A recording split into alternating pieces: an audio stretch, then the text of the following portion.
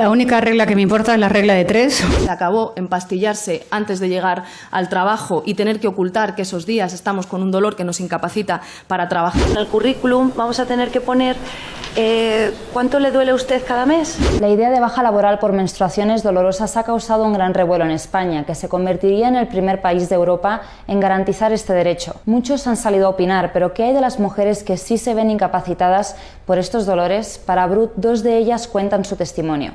Con 15 años empecé con reglas muy dolorosas, reglas que me hacían convulsionar, desmayarme, vomitar, tener diarreas y toda una serie de cuadro clínico que hacía que 1 o 2 días tuviera que estar completamente quitada de en medio. Eso significaba que me tenían que inyectar, pues a veces cócteles de todo tipo de cosas, de Nolotil. A lo largo de toda mi adolescencia yo he tenido una regla bastante irregular.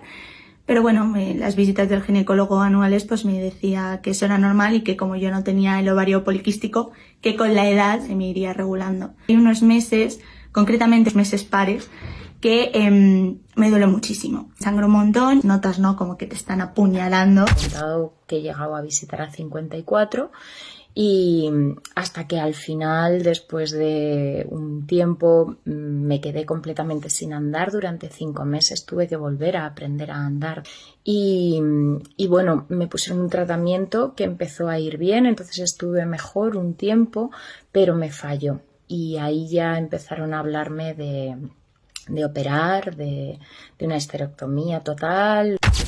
En España, 1 de cada 6 mujeres sufre reglas dolorosas y se calcula que el 70% de las jóvenes padece de dismenorrea. Esto implica una media de 1.500 días de baja laboral a lo largo de toda su vida. Algunos expertos piensan que la baja menstrual podría ser una herramienta de discriminación para las mujeres en los ámbitos laborales. Yo empecé a buscar médicos y encontré una unidad de endometriosis en Madrid. Y lo más impresionante fue que la primera vez que le comenté al médico todo lo que me pasaba, no me puso caras extrañas. Luego me pusieron un tratamiento que es el que sigo a día de hoy y que, bueno, pues hace ya 9 años y pico que estoy con él. Llevo una vida bastante normal. Pensamos que avanzar en los derechos de las mujeres es siempre avanzar y por lo tanto es siempre positivo. En el anteproyecto de ley es que se da la baja por dolor incapacitante. No entendemos que haya habido tanto debate, porque cualquier trabajador que se encuentre en situación incapacitante de trabajar significa que no tiene las capacidades necesarias para cumplir sus funciones y por lo tanto debe cogerse una baja hasta que la recupere. Me parece que es un avance significativo, un avance para reconocer que estas cosas no son normales. Decirle a toda la ciudadanía que no es normal que te duele la regla y por tanto sí estamos en condiciones de estar de baja, porque cuando tenemos reglas tan incapacitantes es que no podemos hacer nada, no podemos ni vivir. Es un avance porque al final creo que si hombres y mujeres no son iguales pero se les exige lo mismo, creo que nosotras jugamos con una gran desventaja. El IVA que tenían los productos que los hombres no utilizan, la regla en algunos casos duele mucho.